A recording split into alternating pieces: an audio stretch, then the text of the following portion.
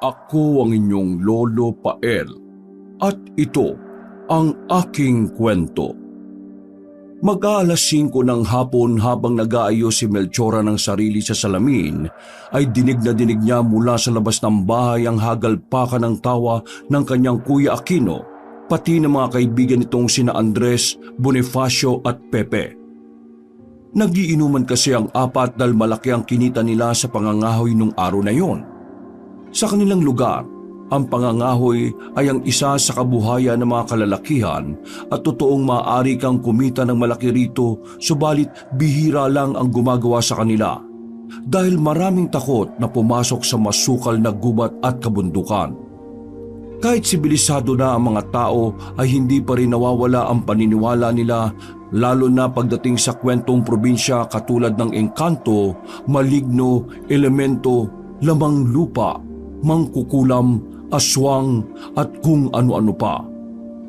Pero ang pinakakinatatakutan ng mga taga-baryo ay ang mangkukulam at aswang na marami-rami na rin ang nabiktima at nakakita.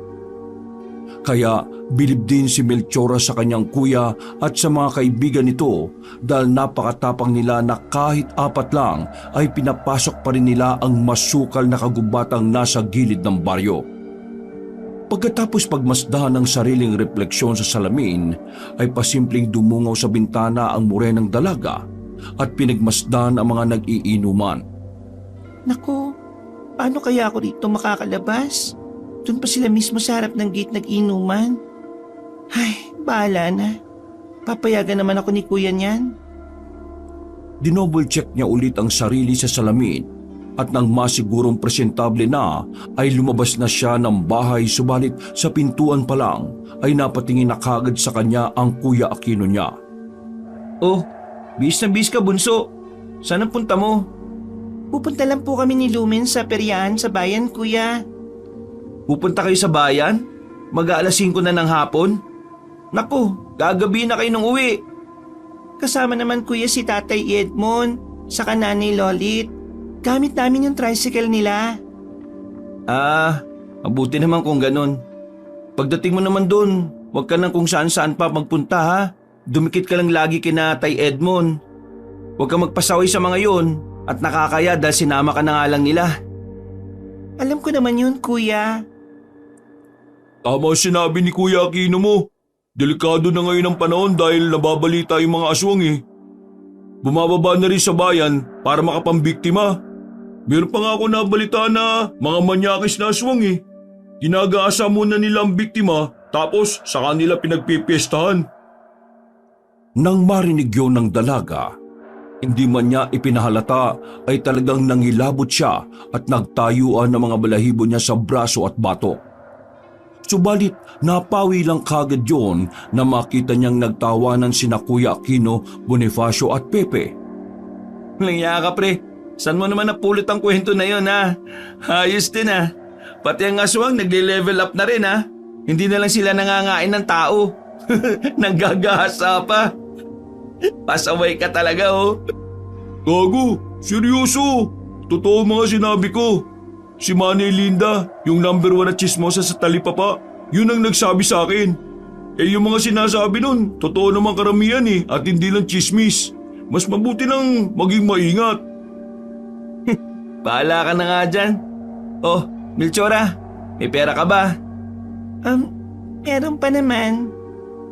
Oh, kunin mo na to, 100. Para naman may panggastos ka ron. Ako, thank you kuya. Bilisan mo na. Baka naghihintay na sila Tay Edmond sa'yo. Nakakaya. Ikaw na nga nagsasama eh. Ikaw pa ang magpapahintay. Tuwang-tuwa na lumabas ng bakuran si Melchora at naglakad hanggang sa makarating sa bahay ni Lumen. Eksaktong nasa labas na ang matalik niyang kaibigan pagdating niya roon. At nakahanda na rin si Tay Edmond at Nay Lolit. Pagsakay niya ng tricycle ay kaagad na nga silang nagbiyahe papunta sa bayan para magperya. Sa kanilang lugar kasi ay bibihira lang ang magkaroon ng perya sa loob ng isang taon. Kaya sinasamantala to ng mga tao ang pagpunta rito kapag may pagkakataon. Subalit ngayong taon ay tila hindi ganoon karami ang mga tao dahil nga sa bali-balita patungkol sa mga aswang na bumababa na sa bayan. Mukhang totoo nga sinabi ni Kuya Andres ha. Samantalang noong nakaraang taon, kapag ganitong oras, hindi na mahulugang karayong ang perya. Pero ngayon, marami pa rin naman pero hindi na kasing dami last year. Oh, Lumen, Melchora, sulitin nyo na yung pagsakay sa mga rides ha. Ako doon lang ako sa may color game. Sa bingguan nyo na lang ako hanapin ha. Huwag na kayo lalabas ng peryahan. Pagkatapos nyong sumakay ng rides puntahan nyo kagad ako. Maraming salamat po. Pag-alis ng mga magulang ni Lumen ay kaagad tumakbo papunta sa mga rides sa mag-best friend. Inuna nilang sakyan ang Caterpillar dahil ito ang pinaka-easy mode sa lahat ng mga rides na nandoon. Ang isunod nila ay ang Ferris wheel na talagang na-enjoy nilang magkaibigan. Lalo na nung huminto sila sa pinakaitaas. Kitang-kita kasi nila ang mga kumukuti-kutitap na ilaw ng maliit na bayan. Pagbaba nila roon, ay nagpahinga muna sila at bumili ng burger sa isang stall. Beshi, anong next ride ang sasakyan natin? Hindi na halos natapos ang morenang dalaga ang kanyang sinasabi sapagkat tumuro na kagad si Lumen sa kung saan. Ang akala ni Melchora nung una ay rides ang tinutukoy ng kanyang best friend, pero nang ma-realize niyang nakaturo to sa isang lalaki ay nanlaki rin ang kanyang mga mata. Maputi at gwapo ito na kasing tangkad din ng Kuya Aquino niya. Medyo long hair ang buhok pero bumagay yun sa hugis ng mukha nito na mala-artistahin. Dahil sa nakasando lang kaya litaw na litaw ang nagngangalit nitong mga kalamnan. Sapagkat likas kay Lumen ang pagiging karengking, kaya hindi nito napigilan ng kilig-kiligin habang pinagmamasdan nila ang gwapong binata. Lumen, tumigil ka nga. Nakakaya ka. Mamaya mapansin tayo ng mga yan Hindi pa man natatapos ng morenang dalagang sinasabi ay may dumating ng isa pang binata na kasama ng tisoy na lalaki. Moreno naman to, semi-kalbo ang buhok. Malaki rin ang katawan, matangos ang ilong at gwapo kaya naman mas lalong kinilig si Lumen na akala mo ay maiihina sa salawal.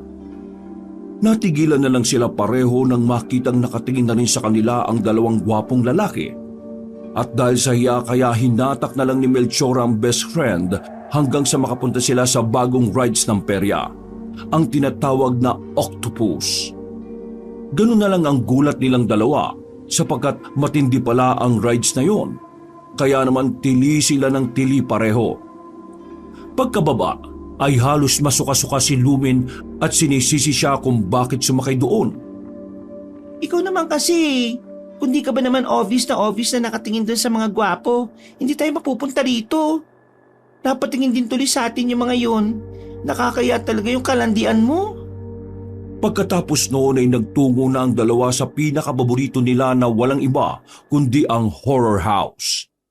Pagkabili ng ticket ay pumasok na kaagad ang mag-best friends sa main entrance at ganun na lang ang pagkabigla nila nang makasabay ang dalawang gwapo kanina.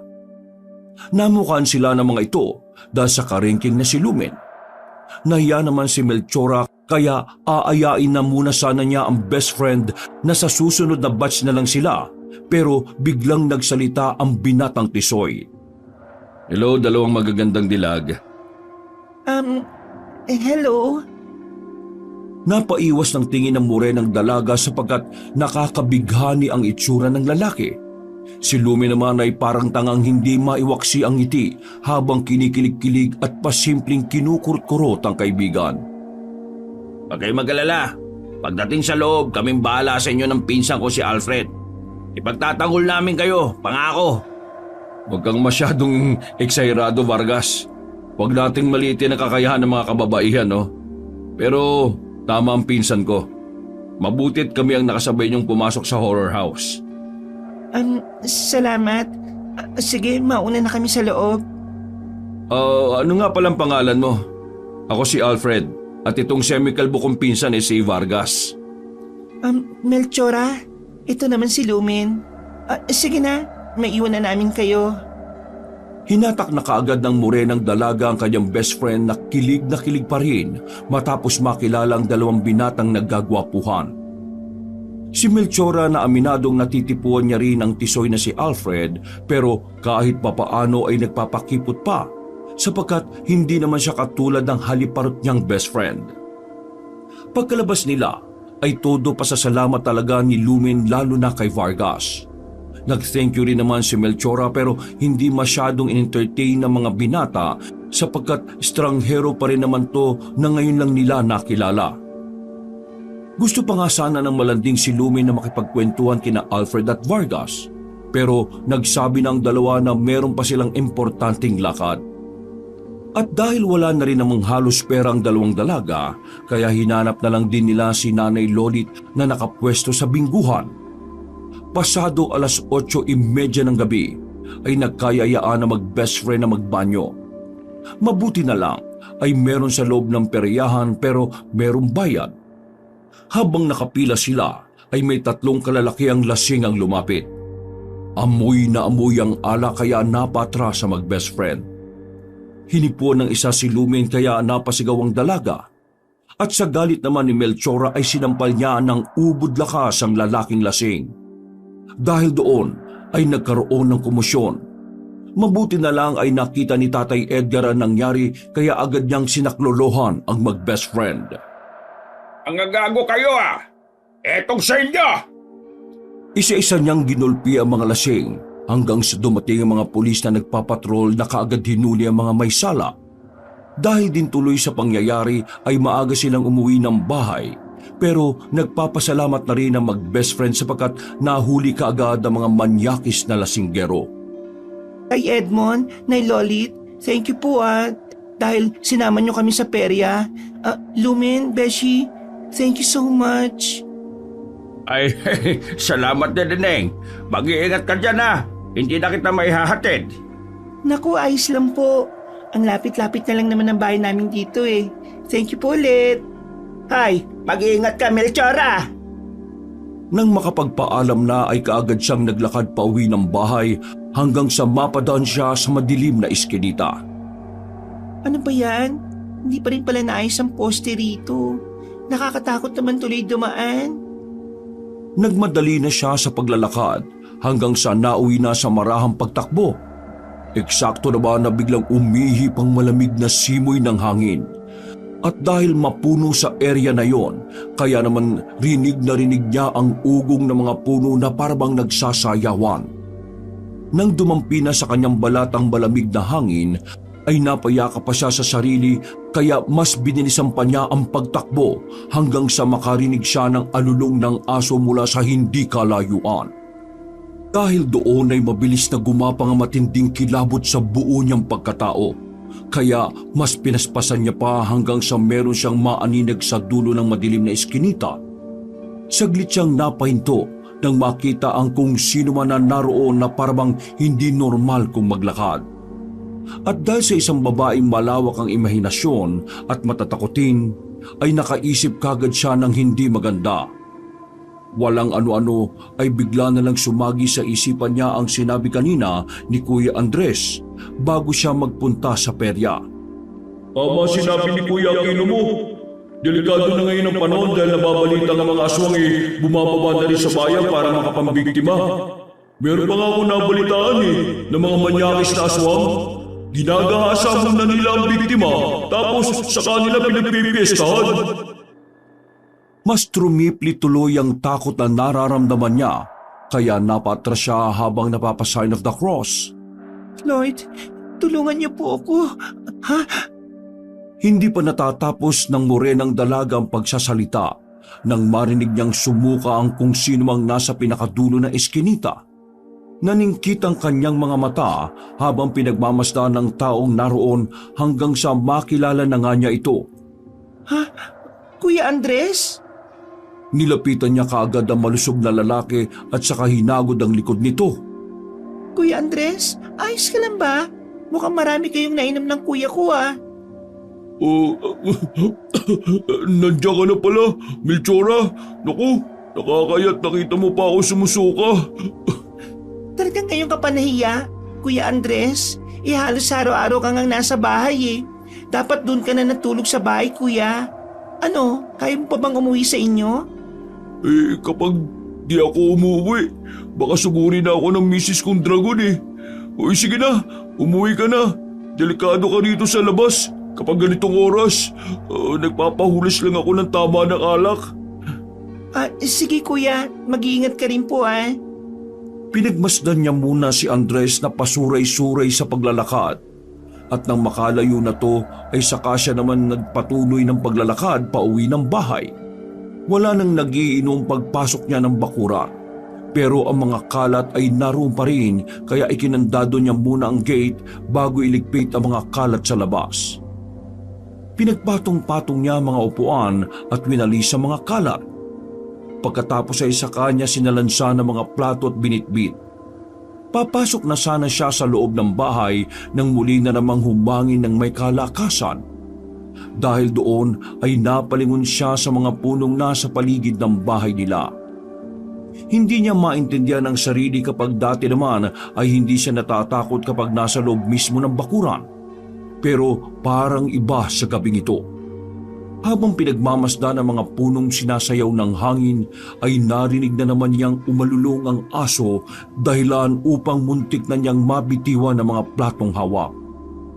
Pangalawang beses na yun Kanina ba kasing aso yun at di man lang sawayin ng may-ari? Nagpatuloy na siya sa pag-akbak nang muli na namang mapahinto dahil merong biglang sumitsit sa kanya. Nanayo kagad ang mga balahibo niya sa braso at batok kaya hindi na lumingon pa sa likuran ng dalaga. Tumakbo na siya papasok sa loob ng bahay at kaagad ikinandado ang pinto. Pasimple pa siyang sumilip sa bintana at naglibot ng tingin sa labas ng kanilang bakuran pero wala talaga siyang nakitang tao. Dahil doon ay napa-sign of the cross na lang ang dalaga at naglakad na papuntang kusina. Bubuksan niya sana ang ilaw sa sala pero napansin niyang natutulog pala roon sina Bonifacio at Pepe. Napabuntong hininga na lamang siya at nagdire-diretso na sa kusina para maghapunan. Nang matapos na ay kaagad niya ring hinugasan ng mga pinggan at natulog na hanggang sa mapaniginipan niya bigla si Alfred. Nakapwesto sila sa mataas na lambak at magkatabing nakaupo habang pinagmamasdan ng magandang kapaligiran. Ang kabundukang buhay na buhay dahil sa hitik na puno, ang bukirin sa bandang kanan at malinis na batis sa kaliwa, pati na rin ang asul na kalangitan. Nasaan tayo? Anong lugar tong pinagdalan mo sa akin? Ito ang paraiso. Dinala kita sa paraiso. Ito ang magiging tahanan natin. Talaga? Salamat. Pero teka, magiging tahanan natin? Oo, dahil nakatadhana na tayo sa isa't isa, Melchora. Ikaw at ako, tayong dalawa. Dahil sa sinabing yun ng gwapong lalaki ay tila nakaramdam ng kakaibang sensasyon ang morenang dalaga. Tila may kung anong kuryente ang gumapang sa kanyang tiyan na nagpakilig sa kanya. At habang pinagmamasdan niya ang maamong mukha ni Alfred ay tila ba mas lalo siyang nahuhulog dito. Pwede ba kitang halikan, Melchora? Hindi na siya nagsalita. Pumikit na lang siya habang inilalapit ang mga mukha kay Alfred. Nang maglapat ang sabik nilang mga labi ay mas lalong uminit ang sensasyong nararamdaman ng morenang dalaga kaya napakapit siya sa leeg ng gwapong lalaki na mas lalo pa siyang siniil ng halik. Matagal ang naging palitan nila ng mga laway hanggang sa tila makaramdam siya ng paghabol ng hininga. Kaya inalis niya muna pansamantala ang sariling labi at dumilat. Doon ay nagulat siya sa nakita. Ang kaninang paraisong nakapalibot sa kanila ay biglang naglaho na parang bula. Napalitan niyo ng patay na kabundukan, tuyong palayan at maruming batis. Ang kalangitan ay naging mausok na tila umuulan ng mga abo-abo. Nang lingunin niya si Alfred ay ganun na lang ang pagtataka niya sapagkat nawala na lang tung bigla. Dahil doon, ang pansamantalang nakakakilig na sensasyon ay unti-unting napalitan ng pangamba at takot. Tumayo siya at tumigid ng tingin para hanapin ang kasama, pero kahit saan ay wala siyang makitang ibang tao. Alfred, nasan ka? Alfred, please! Magpakita ka! Naudlot na siya sa pagsasalita sapagkat isang nakakakilabot na alulong ng kung anong klaseng halimaw ang kanyang narinig. Dahil sa pagkataranta ay napatras ang dalaga at nahulog sa mataas na lambak. Napatili na lang siya ng malakas at napapikit sa pag-aakalang ito na ang kanyang katapusan. Nang tumama ang kanyang katawan sa sahig, ay bigla siyang napadilat at nasipa pa ang dingding ng maliit niyang kwarto. Kinakapa-kapa kaagad niya ang sarili at nang mapagtanto na masamang panaginip lang ang lahat, ay nakahinga siya ng maluwag. Buti na lang panaginip lang. Kaso, sayang yung kiss namin. Damang-dama ko pa naman. Hindi na niya natapos ang pagsasalita sapagkat mula sa maliit na bintana ng kanyang kwarto ay meron siyang nakitang anino ng tao na biglang nawala. Nang silipin niya to sa bintana ay wala naman siyang nakita kaya kahit kinakabahan ay hinayaan na lang niya ito. Hindi na rin niya ginising pa ang Kuya Aquino niya dahil alam niyang hindi ito basta-basta magigising kapag lasing na lasing.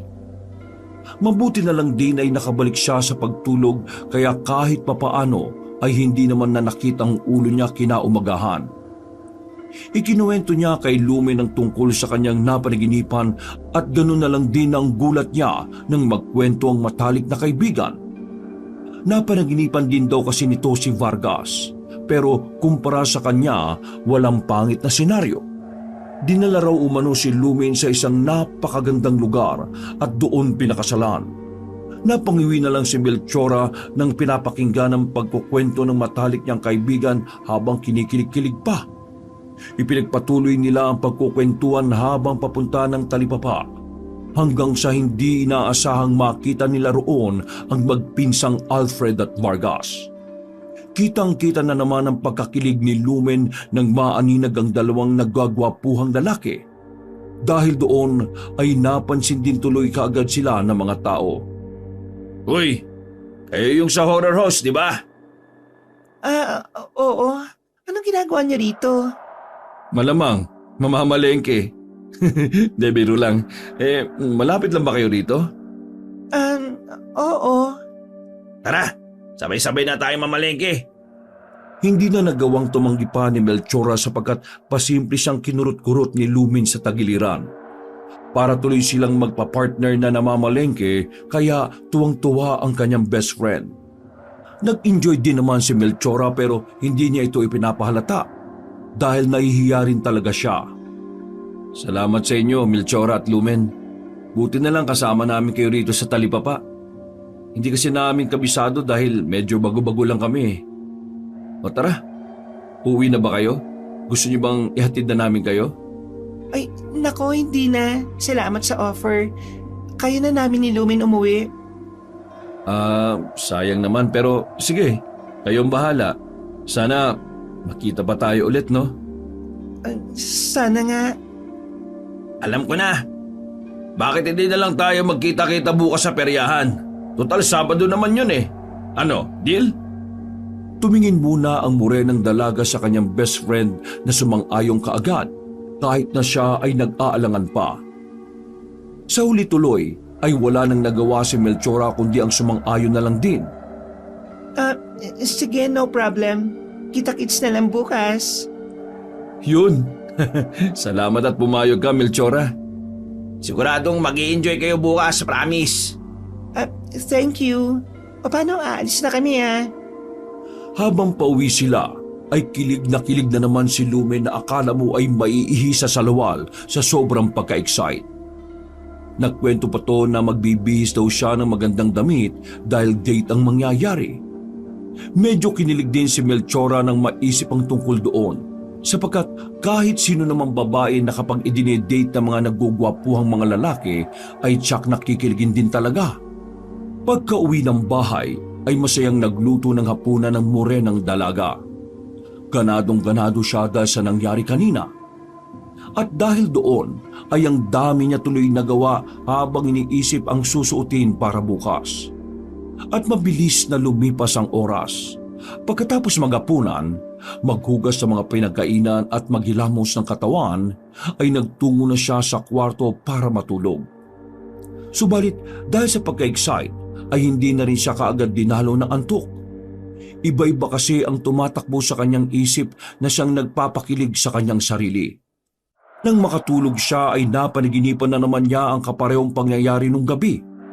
Sa una ay maganda ang tagpo, subalit nauwi na to sa bangungot lalo na nang may sumunggab sa kanyang halimaw na hindi niya masyadong maaninag ang mukha. Paggising niya pasado 4:00 na madaling araw, ay napansin na naman niyang may anino ng tao sa bintana na bigla ring nawala. Sa pagkakataong yun ay ginising na niya ang nakatatandang kapatid upang ipaalam ang nangyari. Kuya, gising please. Oh, bakit? May kailangan ka ba? Teka, anong oras na ba? 4:00 pa lang ah. Melchora, bakit gising ka na? Ano po kasi kuya, mukhang may tao po yata sa labas ng bahay eh. Ha? Anong sinabi mo? May tao nga po sa labas ng bahay. May nakita kong anino sa bintana ng kwarto ko eh. Sige, dumito ka lang muna ha. Hindi na tinapos ni Aquino ang pagsasalita. Kaagad siyang lumabas ng silid niya na sinundan naman ng morenang dalaga.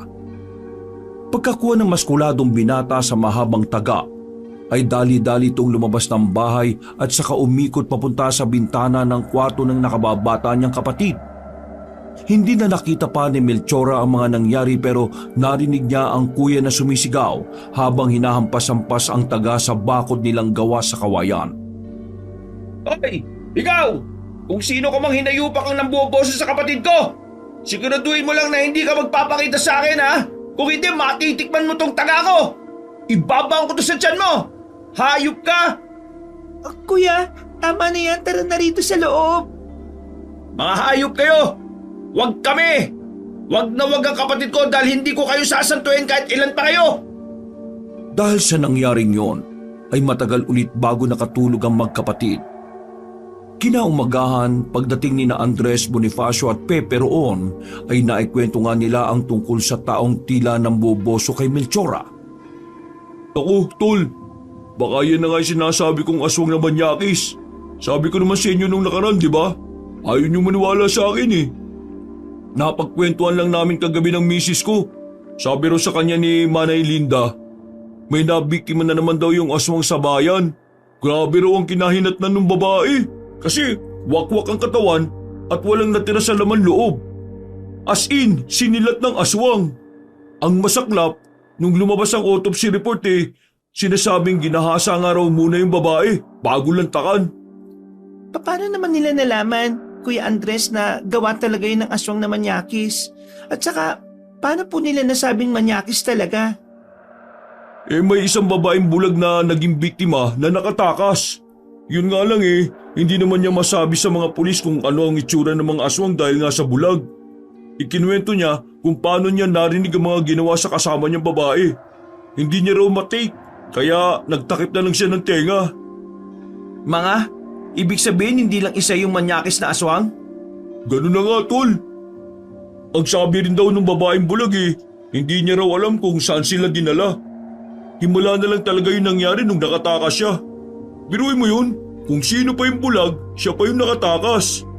Ang sabi ng misis ko, ang sabi raw ni Manay Linde, hindi man daw nakikita pero mabubusesan daw ng babaeng bulag yung aswang.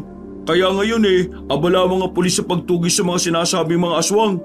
Kaya mahinala kong yung umaswang sa kapatid mo, yun din ang tinutukoy ng biktimang nakatakas. Kaya Melchora, mag-ingat-ingat ka dahil babae talagang binibiktima. Kung puro taga-bayan ang binibiktima, bakit mapupunta dito yun? Di ba, galing sila Melchora sa perya nung isang gabi? Baka nasundan ang amoy niya. Napaisip din ng morenang dalaga dahil tama naman si Andres. Nagsimula ang pagsilip ng imay sa kanyang bintana pagkatapos nilang manggaling sa peryahan.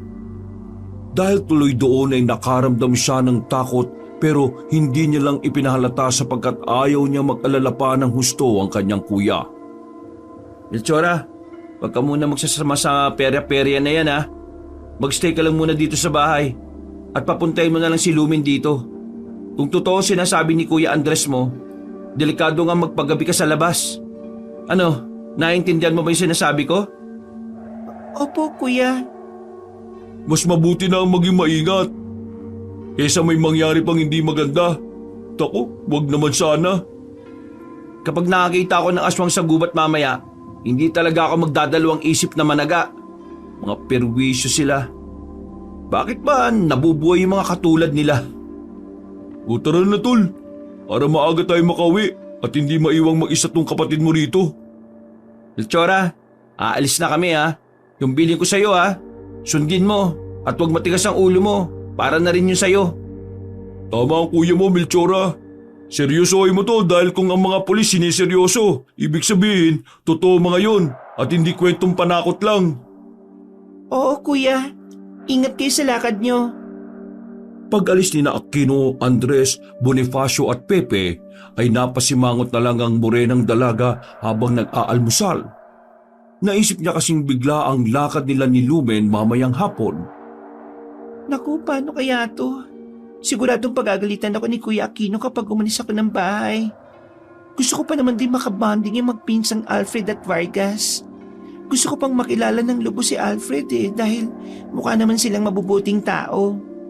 Pero paano mangyayari yon kung di ako lalabas ng bahay? At mabilis na lumipas ang oras. Dahil mas nangingibabaw ang katigasan ng ulo ng morenang dalaga, ay umalis pa rin siya ng bahay. Sinundo rin kasi siya ni Lumen na hindi naman nagpaalam sa mga magulang sapagkat wala rin naman ang mga ito. Ang totoo niyan, Beshi, nag-aalangan akong tumuloy kasi kung nabalitaan mo yung tungkol sa aswang, huwag na lang tayo magpagabi masyado ha. Pasado 4:00 ng hapon ay nagtungo na nga kaagad ang magkaibigan sa perya. Kahit na alam nilang sa ganong oras ay hindi pa bukas lahat ng nasa loob, lalo na ang mga rides. Nag-usap na lang ang mag-best friend na kausapin ng mga gwapong magpinsan na oras na kumagat ang dilim ay uuwi na sila. Sa kabutihang palad, dala ang lumang jeep owner ay dumating din kaagad sina Alfred at Vargas na tila alam na darating sila na maaga. Kinilig kagad si Lumen pagkakita sa semikalbong lalaki na type niya talaga. Dahil sa bukod sa pogi ay napakaganda rin ng hubog ng katawan nito. Oh, akala natin pinsan, tayo maaga. Mukhang inunahan tayo ng mga magagandang dilag na to ah. Oo nga. O paano yan? Inunahan tayo. Hinagaan talaga namin kasi hindi kami po pwedeng magpagabi. Kung ganon, para ma-enjoy natin ang date na to, sakay na kayo dito. Total sarado pa naman ang pwede sa iba na lang tayo magpunta. Sa park na lang tayo magpunta malapit sa simbahan tapos pagkagat ng dilim, ihahatid na namin kayo. O sige na, para makabawi naman kami. Dahil kayo ang nauna sa amin dito at naghintay. Tatanggi sana si Melchora dahil sa nag-aalangan siya, subalit walang ano-ano ay bigla na lang sumakay si Lumen na tila excited habang nakikipagpalitan ng kwento kay Vargas. O ano Melchora? Please? Okay. Huwag kayong mag-alala, safe na safe kayo sa amin, promise.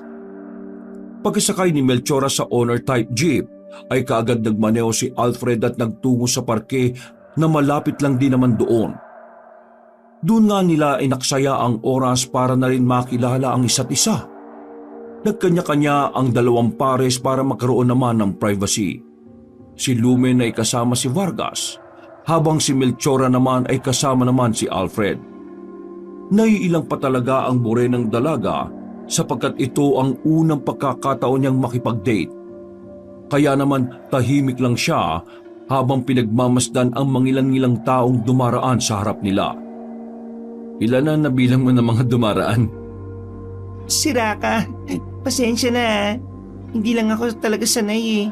First time ko kasi makipag-date. Saka ang awkward lang. Ilang araw pa lang tayo magkakilala, no? Nagsasalita ka naman pala eh. Malawa ka talaga. Ay, siya nga pala. Taga rito ba talaga kayo ng pinsan mong si Alfred? Oo, matagal na kami rito. As in, sobrang tagal na. Talaga? Bakit ngayon ko lang nakita yung mukha nyo? Saang baryo ba kayo nakatira? Malapit kami sa malaking ilog na katira. Yung pinagdudugtungan ng dam? Ay, yung malapit sa gubat na pinagkakahuyan ng kuya ko. Nabalitaan ko ngang marami ang nangangahoy doon. Kasama ang kuya mo ron? Ang tapang naman niya. Kasi hindi ba maraming nagsasabi na delikado ang kakahuyan dahil sa mga... Aswang? Totoo ba talaga mga aswang? Ikaw, naniniwala ka ba doon? Napatingin na lang ang morenang dalaga sa kausap niyang biglang ngumiti. At dahil sa mga ngiting yun ay tila mas lalo siyang nahulog dito. Napakunot ng noo ang dalaga bago magsalita ulit. Bakit mo ako tinatawanan, ha? So hindi ka naniniwala sa aswang, ganon?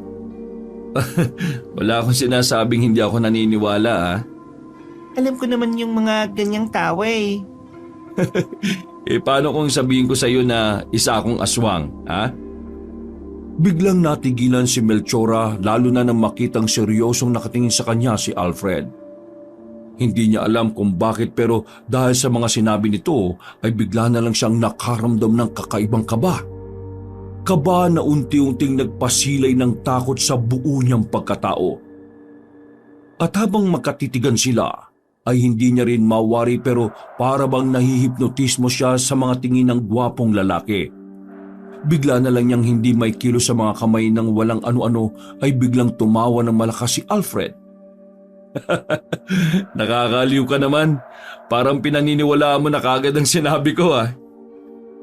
Inis ka? Kinabahan ako ron ah. Para kang tanga. Huwag mo nang ulitin yun ah. Pasensya na. Hindi ko sinasadya. Pero paano kung isa nga akong aswang, ha? Hindi ako maniniwala no, sa pogi mong yan. La, pinapakilig mo naman ako eh. Eh naku, bahala ka nga dyan. Eh teka, mag-aalas 6 na pala.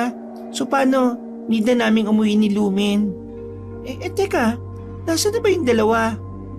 Paglingon niya sa kaninang pwesto ni Lumen at Vargas ay wala siyang nakita roon kundi si Vargas lang na papalapit sa kanila.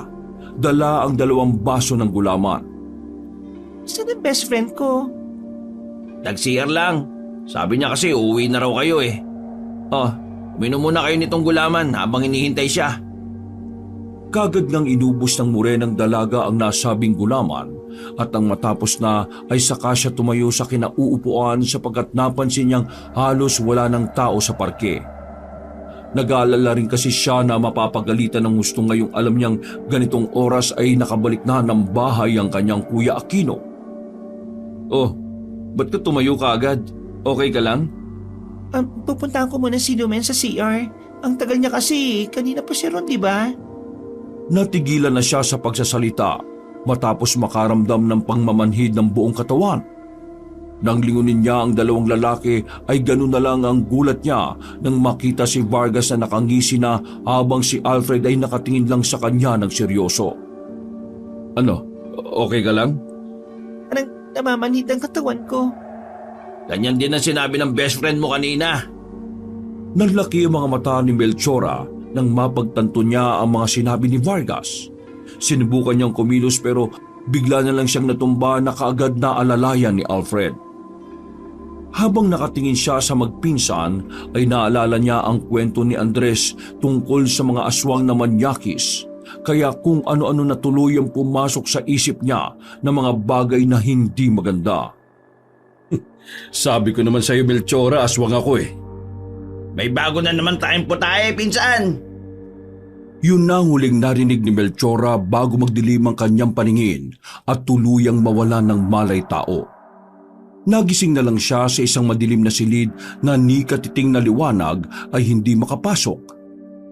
Napabalikwas siya ng bangon at sumandal sa isang gilid na walang kaide-ideya sa kung nasaan siya. Inisip niya kung paano napunta sa lugar na yon. At nang maalala na nga ang mga nangyari ay unti-unti nang sumilay ang matinding takot sa kanyang pagkatao. Hindi niya malilimutan ang huling mga sinabi ng magpinsang Alfred at Vargas bago siya mawala ng malay tao. Sabi ko naman sa iyo, Melchora, aswang ako eh. May bago na naman tayong putahe, pinsan. Naalala rin niya kasi bigla ang sinabi ni Andres patungkol sa mga aswang na manyakis na nanggagahasa muna ng mga biktima bago patayin. Mabilis na gumapang ang kilabot simula sa talampakan, pakyat sa kanyang tuhod na biglang nangatog. Matapos ang mga realisasyon, nang dumako sa kanyang tiyan ng takot ay naghilab ito na parang siyang masusuka at pagdako nito sa kanyang dibdib ay nagsimula nang ang bumilis ang tibok ng kanyang puso na parang may maliliit na dagang nagkakarirahan. Napahawak siya sa dibdib at pilit na ikinakalma ang sarili bago pa tuluyang umabot ang tensyon sa kanyang batok at hindi na siya makapag-isip ng tama. Si Lumen, saan ang best friend ko? Eksakto pagkasabi niya noon ay biglang bumukas ang pinto ng silid na kinaroroonan niya. At mula roon ay pumasok si Alfred subalit ibang-iba ang hilatsa ng mukha nito kumpara nung una niyang makita. Gwapo pa rin ang binata pero hindi kagaya noon na maamong tupa ang mukha nito. Ngayon ay parang isa ng mabagsik na leon na handang-handa na siyang sakmalin. Alfred, pakiusap. Kailangan ko nang umuwi. Nasaan si Lumen? Ngumiti lang ng sarkastiko ang gwapong binata bago umupo sa harap niya na hindi sumasayad ang puwetan sa sahig. Nag-aalala na ang mga mahal namin sa buhay. Anong pakialam ko sa mga mahal niyo sa buhay? Gusto mong makita kung nasaan ang best friend mo? Halika, sumama ka sa akin. Hinatak niya sa buhok si Melchora at kinaladkad palabas sa silid na yon. Nagsisigaw ang dalaga dahil sa sakit na nararamdaman at kahit na anong panlalaban nito ay wala siyang magawa kaya napayak na lang siya habang nakikipaghilahan sa lalaking malaki ang pangangatawan. Abagago! Lumalaban ka pa ha? Itong labanan mo! Isang malakas na sipa sa tiyan ang ipinatikim ni Alfred sa kaawa-awang si Melchora na namilipit at nasusuka dahil sa sakit ng sikmura. Nang makita niyang nangihina na ang dalaga, ay ipinagpatuloy niya ang paghatak dito. Hawak-hawak sa buhok. Maya-maya pa, kahit nangihina ay naririnig na ni Melchora ang panaghoy at pagmamakaawa ng kanyang best friend mula sa isang silid. May nadidinig din siyang lalaki na tuwang-tuwa sa kung anumang ginagawa nito kay Lumen. Lumen? O yan, tingnan mo maigi ang best friend mo. Halos ibalibag ni Alfred si Melchora papasok sa isang silid at nanlaki ang mga mata ng morenang dalaga sa kanyang nakitang hindi kaaya-ayang kalagayan ni Lumen. Nakatali ang mga kamay at paa sa bawat kanto ng papag. Wala na tong suot na pang-itaas na damit at gutay-gutay naman ang pang-ibaba. Puno ng latay ng latigong katawan habang enjoy na pinagsasamantalahan ni Vargas. Nang makita siya ni Lumen ay napahagulgulto habang nagkakakawag at humihingi ng saklolo sa kanya. Mangwalang iya kayo! Anong ginagawa niyo kay Lumen? Tigilan mo yan, Vargas! Tigilan mo yan para niyo ng awa! Nagtawanan lang ang magpinsan kaya sinubukan tumayo ni Melchora kahit nangihina na. Pero bago pa siya makalapit ay isang malakas na sipa na naman sa tiyan ang ipinatikim sa kanya ni Alfred. Hinang-hina siyang napasandal sa dingding at hindi halos makahinga dahil sa tindi ng sipa na yon. Makailang beses din siyang sumuka. Umikot din ang kanyang paningin at nakaramdam ng pagkahilo kaya hindi na siya nakakilos pa. At mula sa kanyang pwesto ay kitang-kita niya kung paano babuyin ng dalawang lalaki ang kaawa-awa niyang best friend na pag-iyak at pagmamakaawa lang ang kayang gawin. Dahil sa hindi na niya nakayanan pa ang mga nangyayari, kaya ipinikit na lang din niya ang mga mata at tinakpan ang mga tenga. Awang-awa na kasi siya sa paghiyaw at pagmamakaawa ni Lumen na tila wala nang nakakarinig. Ayaw na rin niyang marinig pa ang halinghing ng mga lalaking manyakis na hayok sa kamunduhan. Sige, sigaw! Sumigaw ka lang! Ubusin mo na ang pagmamakaawa mo dahil mamaya hindi na namin yan maririnig. Parang awa niyo na! Itigil niyo na yan! Huwag ka mag-alala, Melchora. Hindi lang naman siya ang makakaranas nito eh. Kaya maghintay-hintay ka lang muna dyan. Tama! Dahil mas mukhang birhen ka kaysa sa isang to eh. Matinding takot ang naramdaman ni Melchora kaya sinikap niyang makaalis sa lugar na yon. Subalit dahil sa tindi ng tinamo niya kanina ay lalo siyang nahilo at natumba sa sahig. Bago ulit tuluyang magdilim ang kanyang paningin ay nakita niya ang unti-unting pagbabago ng anyo ni Alfred at Vargas. Ang naggagwapuhan nitong mga mukha ay naglahong bigla. Naging kulubot ang mga mukha nito. Lumubog ang ilong. Namilog ang namumulang mga mata. Umusli ang matatalim na mga ngipin. Humaba ang tenga at tumulis ang dulo. Nangintab ang pagkaitim-itim na balat at ang malaki nitong mga katawan ay mas lalong lumobo.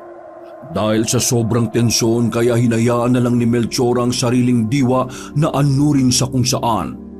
At ang huli niyang natatandaan ay ang paulit-ulit na pagsigaw ni Lumen na punong-puno ng pagkagimbal sa mga nakita. Nagising si Melchora matapos makarinig ng malakas na alulong ng kung anong hayop sa di kalayuan. Naroon pa rin siya sa silid kaya nagmamadali siyang tumayo, subalit nang makita ang kinahinatnan ng best friend niyang si Lumen ay naghalo ang pandidiri, awa at takot na kanyang nararamdaman. Nakatali pa rin ang mga paa at kamay nito sa bawat kanto ng kama, subalit wala ng buhay at naliligo na sa sariling dugo. Wakwak ang katawan simula sa leeg hanggang sa pusod. Nakalaylay ang ilang piraso ng large intestine subalit ang ibang bahagi ng lamang loob ay wala na. Nakadilat to na halatang nahirapan ng husto bago mamatay sapagkat nakalawit pa ang dila nito. Dahil sa mga nakita ay hindi maiwasang maduwal ang morenang dalaga habang umiiyak. Lumen, I'm sorry. Natutup na lang niya ang bibig bago nagmamadaling umalis sa lugar na yon. Paglabas niya ng bahay ay ganoon na lang ang pagkagulat niya sapagkat hindi niya lubos akalain na nasa gitna pala sila ng kagubatan. Doon niya tuloy biglang naalala ang sinabi ni Alfred bago sila dakpin at dalhin sa lugar na ito. Malapit kami sa malaking ilog na katira, yung pinagdudugtungan ng dam. Pagkatapos maalala ang mga yon, ay tumakbo na siya palayo kahit ang totoo ay hindi niya alam kung saan talaga siya pupunta. Eksakto namang muli niyang narinig ang mga alulong ng kung anong mababangis na hayop pero hindi siya nagpatinag sa mga ito. Binilisan niya ang pagtakbo na hindi alam ang patutunguhan hanggang sa maramdaman niya maya-maya pa na meron ng sumusunod sa kanya. Paglingon sa likuran ay nakita niya si Alfred na mabilis na tumatakbo habang nakangiti at naglalaway na parang isang asong ulol. Sige Melchora! Bilisan mo! Takbo! Sa takot ng morenang dalaga ay napaiyak na naman siya habang pilit na tinatakasan ng halimaw sa likuran. Subalit tila hindi sang-ayon sa kanya ang tadhana dahil bigla siyang natisod sa ugat ng isang puno. Nasubsob siya sa lupa at eksaktong pagkabangon ay nasa likuran na niya si Alfred na tuwang-tuwa sa nakikita. Please, Alfred, pakawalan mo na ako. Parang awa mo na. Bakit ko naman gagawin yon? Ha? Amix, hindi ako magsusumbong. Wala akong pagsasabihan. Hindi ako pinanganak kahapon. Ngayon, gawin na natin ang naiisip mo. Ganito naman di ba ang pangarap mo nung nandun ako sa panaginip mo? Anong ibig mo sabihin? Natigilan na ang morenang dalaga matapos mapagtanto na ang umaaswang sa kanya ay si Alfred pala mismo. Kung ganun, ikaw yun? Eh sino pa ba? Enjoy na enjoy ka nga sa halik ko sa panaginip mo eh. Kaya ngayon, tutuhanin na natin! Tinambahan niya kagad ang morenang dalaga at walang awang pinagpupupunitang damit gamit ang mga kuko niyang bigla na lang humaba. Nang wala ng saplot, ay pinatungan niya kagad si Melchora na hindi na alam ang gagawin dahil sa tindi ng takot na nararamdaman. Doon na nga isinagawa ni Alfred ang walang awang panggagahasa na kahit anong gawing pag-ayaw at pagpalag ng morenang dalaga ay hindi niya pinakikinggan. Habang nag-i-enjoy ang halimaw sa ginagawa nito, ay napapaluha na lang si Melchora na parang mapapanawa na ng ulirat dahil sa pinaghalong sakit at takot na nararamdaman. hanggang sa meron siyang mahawakan na matulis-tulis at matibay na sanga ng isang puno. Mabilis na gumana ang kaisipan niyang tila nawawalan na ng pag-asa. Buong puwersa niyang sinaksak sa leeg ang halimaw na manyakis na nagulat sa kanyang ginawa. Nabitin to sa pagpaparaos. At habang nakahawak sa leeg na pilit pinipigil ang pagtagas ng dugo, ay napapaatras siya. Sinamantala ni Melchora ang pagkakataong yon. Tumakbo kagad siya na mabilis kahit nagutay-gutay na ang damit at halos wala na siyang suot na damit. Walang yaka! Walang yaka, babae ka! Papatay kita kapag nahuli kita! Isang nakakakilabot na sigaw ang pinakawalan ni Alfred dahilan para mabulaho ang mga natutulog na ibon sa lugar na yon. Ilang saglit pa ay nakarinig ulit ang dalaga ng isa pang alulong na sigurado siyang galing kay Vargas. Kahit hingal na hingal at pagod na pagod ay tiniis niya ang lahat ng ito para lang matakasan ang nagbabadyang kamatayan. Hanggang sa biyaya ng may kapal ay natuntun niya ang daan ng mga tao at sasakyan. Pero hindi pa rin siya nagpakampante dahil alam niyang hindi pa rin siya ligtas sa lugar na yon. Mabuti na lang din ay may dumaan na barangay patrol na huminto sa harap niya. Dahil doon ay napaluhod at napaiyak na lamang ang morenang dalaga na kagad pinapasok sa barangay patrol at binigyan ng damit. Bago sila umalis, ay nakita pa nila ang nakakatakot na aswang na si Vargas dahilan para magulat at matakot ang lahat. Buti na lang ay hindi na to sumunod sa kanila sapagkat alam din naman itong madedihado lalo na at hindi kasama ang pinsang na pinsala ni Melchora ng gusto. 4:00 na madaling araw nang nakauwi ang morenang dalaga na hinatid ng mga pulis patrol. Ilang araw ding hindi nakausap ang dalaga dahil sa tromang nangyari. Iyak lang siya ng iyak at palaging natatakot lalo na kapag sasapit na ang gabi. Dahil doon, ay nagpasya muna si Aquino na tumigil sa pangangahoy upang mayroong makasamang kapatid niya sa bahay. Palagi ring nagpupunta si Tatay Edmond at Nanay Lolit para kumustahin ang morenang dalaga. Kung okay na ito upang matanong nila kung nasaan si Lumin, subalit bigo pa rin sila. Sa isang linggong pag-asikaso ni Aquino sa nakababatang kapatid, ay ilang beses niya ring napansin na parang palaging merong nagmamatsyag sa kanilang bahay tuwing sasapit na ang gabi.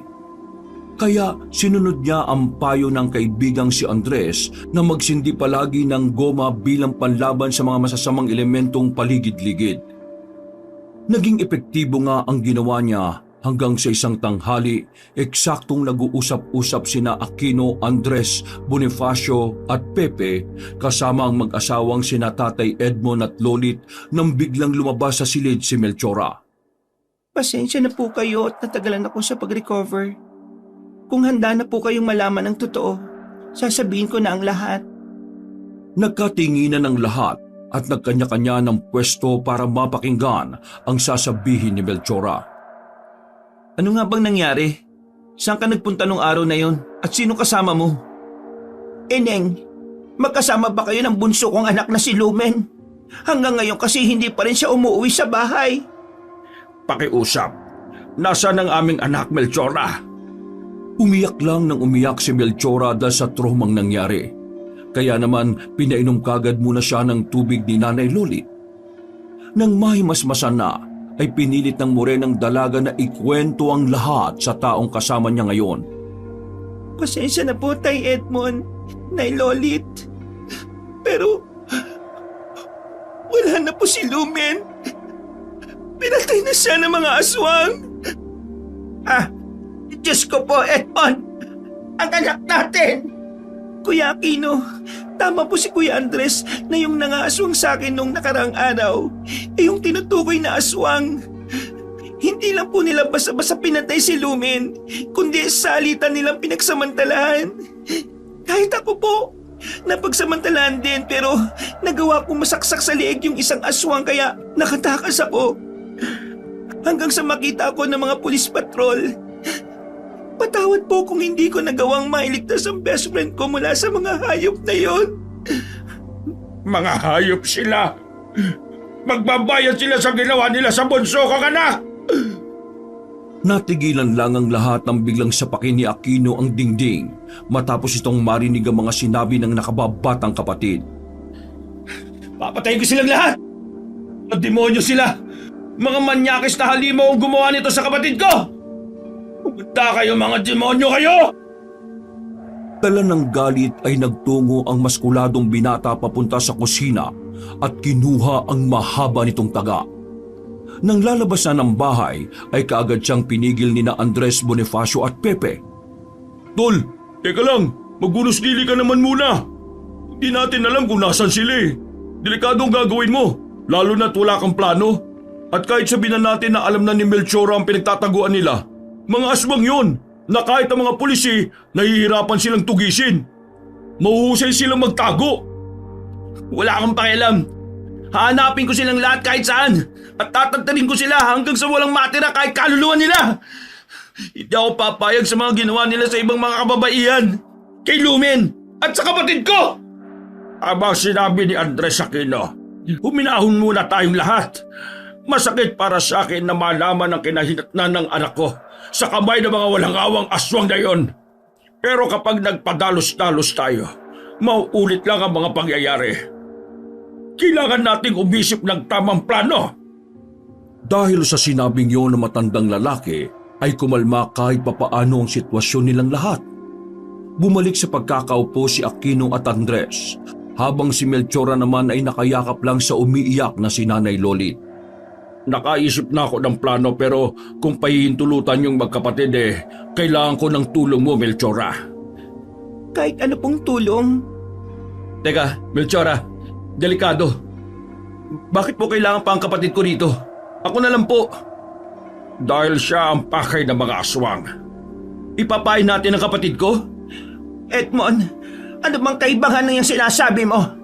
Alam mo naman ang nangyari di ba kay Lumen natin? Nakaligtas na si Melchora at baka sa susunod matuluyan na siya kung siyang ipapain natin. Pasensya na po, pero hindi ako papayag na maging pain si Melchora. Payag po ako. Kung sa tingin niyo po na ito lang ang paraan, huwag ka mag-alala, kuya. Ipinagkakatiwala ko sa inyong lahat ng kaligtasan ko dahil alam kong hindi niyo ako pababayaan. Nang magkaintindihan ng lahat, ay inilihad na nga ni Tatay Edmond ang naisip niyang plano. Ang mga aswang, meron silang kaugalian na hindi tinitigilan ng isang target hanggang sa hindi nito napapatay. Kaya sigurado akong babalik at babalikan nila si Melchora hanggang sa makuha nila ang gusto nila. Kaya pala itong mga nakalipas na araw, napansin ko na palaging meron nagmamatsyag dito sa bahay. Kaya dito ko rin muna pinatulog tong sina Andres Bonifacio at Pepe. Nagsusunog lang kami ng goma para maitaboy sila. Mamayang hapon, hindi ka muna magsisiga ng goma. Papainan natin ang mga aswang. Iiwan natin mag-isa si Melchora sa bahay at kapag pumasok na mga kalaban, saka tayo sasalakay. Hindi po ba masyadong delikado kung mag-isa lang si Melchora? Ako ang magiging kasama ni Ineng para kahit papaano ay maprotektahan ko siya. Dahil sa may edad na ako, iisipin nilang wala na akong kakayahang ipagtanggol ang sarili ko. Kaya mas lalong lalakas ang kumpiyansa nila at tsak na di nila kayo mapapansin. Magandang ideya, mahal kong asawa. Habang nasa loob sila ng bahay, tayo naman, Aquino, Andres, ay medyo lalayo lang ng kaunti at maghihintay ng hudyat ni na Melchora at ni Lolit. Sina Bonifacio naman at Pepe ay tatawag ng tulong mula sa barangay. Manghihingi na rin ako ng tulong sa mga kapulisan dahil laban din naman nila ito. Sama-sama natin pupok sa inyo mga hayop na aswang na yon. Magagapi po ba natin sila kaagad? Sa pagkakaalam ko mahirap kalaban ng mga aswang lalo na kung wala kang agimat o mutya o kung hindi ka marunong sa salamangka. Huwag mong maliitin ang kakayahan ng asawa ko, Andres. Noong kabataan ni Edmond katulong siya ng tatay sa paggawa ng mga sandata na pinanlalaban sa mga alagad ng kadiliman, katulad ng aswang. Wala mang anting-anting pero may mga tamang sandata na po pwedeng pamuksa sa kanila. Ngayong buo na ang plano. Kailangan ko na munang umuwi para ihanda ang mga sandata na matagal-tagal na rin nakatago sa imbakan. Magpahinga na rin muna kayong lahat dahil mamaya Siguradong mapapagod tayong lahat sa pakikipagtunggali sa mga aswang. Pero kahit anong mangyari, ay hindi tayo papayag na magwagi pa sila. Sa gabing ito, ay papatay na natin ang mga manyakis na aswang na yan. Kay Edmond, ni Lolit, kapag po natapos na to, pangako sasamahan ko kayo roon sa bahay kung saan kami dinala at babawiin po natin ang bangkay ni Lumen. Salamat, Ineng. Matapos magkaintindihan ay nagkanya-kanya na nga muna silang lahat. Sina Tatay Edmond at Nanay Lolit ay nagluksa muna saglit bago paghandaan ang lahat. Sina Bonifacio at Pepe naman ay nagtungo na sa outpost para ipaalam ang mga hakbang na gagawin upang mahuli at matundukan na ang kasamaan ng mga aswang. Si Andres naman ay ipinaalam din sa kanyang asawa ang mangyayari. Kaya hinatid niya muna to sa bahay ng kanyang mga magulang kung saan alam niyang mas magiging ligtas ito. Habang sina Aquino at Melchora naman ay naghahanda na rin sa mga mangyayari. At mabilis na lumipas ang oras. Katulad ng bili ni Tatay Edmond ay hindi nga nagsiga ng mabahong goma si Aquino. Pagdating ni Nanay Lolit ay nagpaalam kaagad siya rito na pakunwaring aalis pero ang totoo ay nakabantay lang sila katulad ng plano. Nilakasan niya lang talaga ang boses at sinabing baka bukas na siya makauwi upang kung sakaling nakikinig ang aswang ay maalerto kagad ito. Sakto 9:00 ng gabi, patulog na sina Melchora at Nanay Lolit. Kapapatay lang nila ng ilaw nang makarinig sila ng alulong ng aso mula sa hindi kalayuan. Nagkatinginan ng dalawa na tila alam na ang pakahulugan ng mga ganoong bagay. Sigurado akong nandito ng mga aswang. Kung ganon, epektibo nga ang plano, Ineng. Kinakabahan po ko, Nanay Lolit. Huwag ka mag-alala. Dahil binigyan ako ni Edmond ng panlaban para kahit papaano'y hindi nila tayo basta-basta malalapitan. Kunin mo tong asin na may bendisyon mula sa simbahan. Eksaktong pagkakuha ng morenang dalaga sa maliit na garapon ay nakarinig na sila ng ingay mula sa bubungan. Merong kung anong nilalang ang naglalakad doon hanggang sa huminto sa kung saan nakapwesto ang kwarto ni Melchora. Narinig nila na nagboses pusa to kahit pasing bigat ng tao ang yabag nito. Ilang beses na naulit ang mabibigat nitong yabag na nagpaikot-ikot lang. Hanggang sa biglang lumundag ang nilalang na nandoon na kinagulat ng dalawang babae. Aswang na nga yan! Huwag ka matakot, Ineng! Napayakap na lang si Melchora dahil bigla niyang naalala ang traumatic event na dinanas nila ng namayapa niyang best friend. Maya-maya pa ay meron na ngang sumilip sa bintana at nang mapatingin sila roon ay ganun na lang ang gulat nila sa nakita. Isang nakakatakot na aswang na naglalaway at halatang hayok na makatikim na naman ng karne at dugo ng tao. Nakilala kaagad ni Melchora ang nasabing aswang sapagkat siya mismo ang gumawa ng marka sa leeg nito. Melchora, akala mo siguro makakatakas ka sa akin? Matagal mo rin akong pinasabik babae ka. Ngayong wala kayong ibang kasama dyan, humanda kayong dalawa sa akin. Bago ko wakwakin ang tiyan mo, magsasawaan ka muna namin at pagkatapos ay pahihirapan ng gusto. Mas matindi pa kay Lumen ang mararanasan mong hirap na kahit sa kamatayan ay hindi mo malilimutan. Winasak ng nagngangalit na aswang ang bintana kaya nakapasok to kaagad sa loob. Dahil doon ay kaagad tumayo sina Nanay Lolit at Melchora at tumakbo palabas ng kwarto pero mas mabilis ang aksyon ni Alfred. Nahawakan niya kaagad sa braso ang morenang dalaga at nahatak. Mabuti na lang ay meron dalang asin na may bendisyon si Nanay Lolit na walang pag-aalinlangang isinaboy sa aswang. Humiyaw tong binitiwan si Melchora na tumakbo kaagad sa matandang babae. Walang iya ka! Walang iya ka talagang matanda ka! Papatayin talaga kita! Papatayin kita! Vargas! Nasa ka na? Bilisan mo na rito!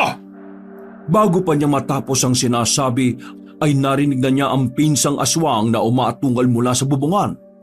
Paano ay nakikipagsagupa na pala ito sa mga taong dumating para sila ay saklolohan. Hindi ako mamamatay dito, Alfred! Kundi ikaw! Kayo ng pinsan mo!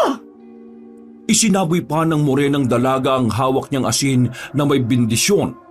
kaya mas lalong naglupasay sa galit ang aswang. Babalikan ko kayo! May araw ka rin! Hindi ka na makakalis, walang yang aswang ka! Para yan sa pambababoy at pagpatay mo sa anak ko!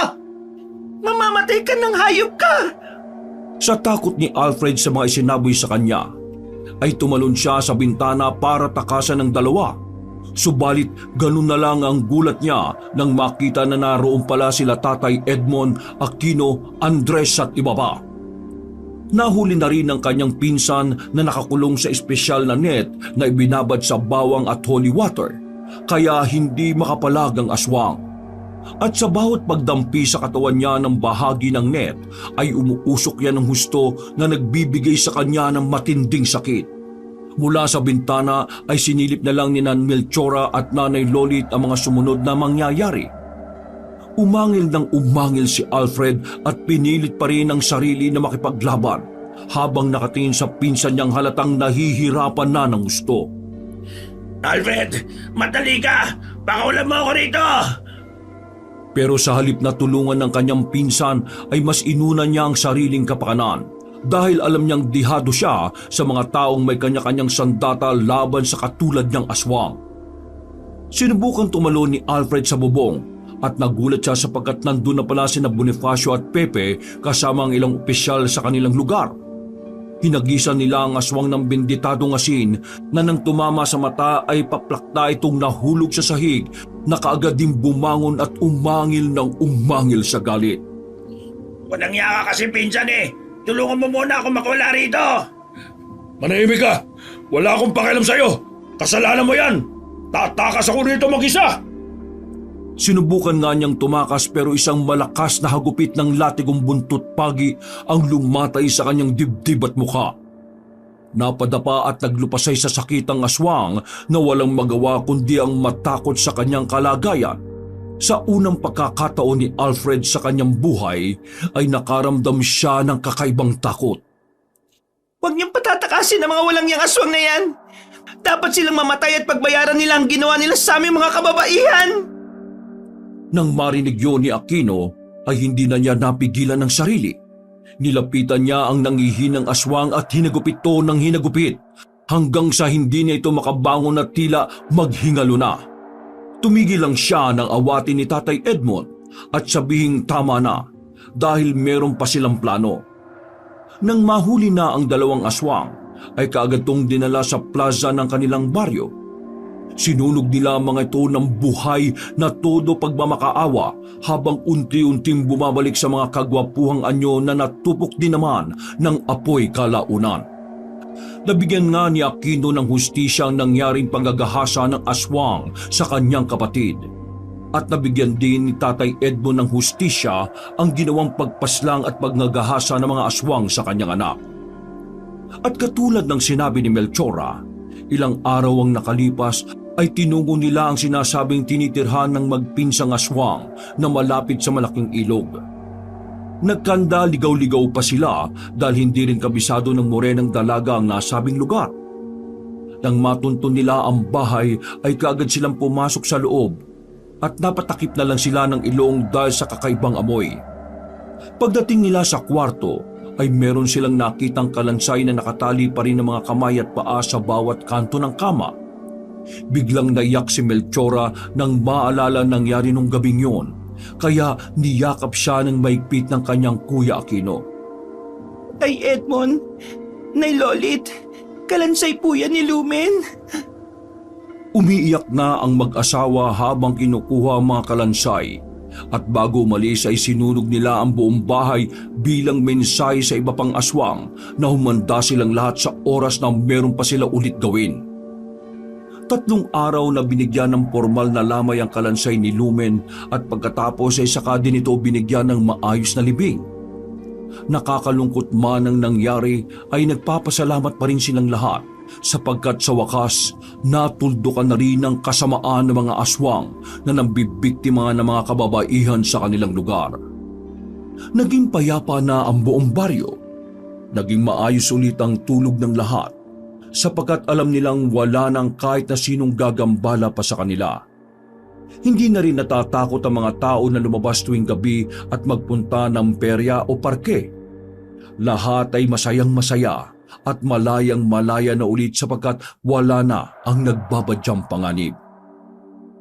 Isang umaga, pagkagising ni Melchora ay bigla na lang sumama ang kanyang pakiramdam. Kaya sinamahan muna siya ng kanyang kapatid na magpa-check up sa ospital ng bayan. Paglabas ng resulta ay ganoon na lang ang gulat ng magkapatid sa sinabi ng doktor. Ano po? Buntis po ang kapatid ko? Kuya, paano? Hindi ako po pwedeng mabuntis. Hindi ako papayag na dalhin ko ang anak ng hayop na yon. Ang nagwalang iya sa maraming kababaihan. Ipalalaglag ko to, Kuya Aquino. Ipalalaglag ko to at hindi mo ako mapipigilan. Wakas!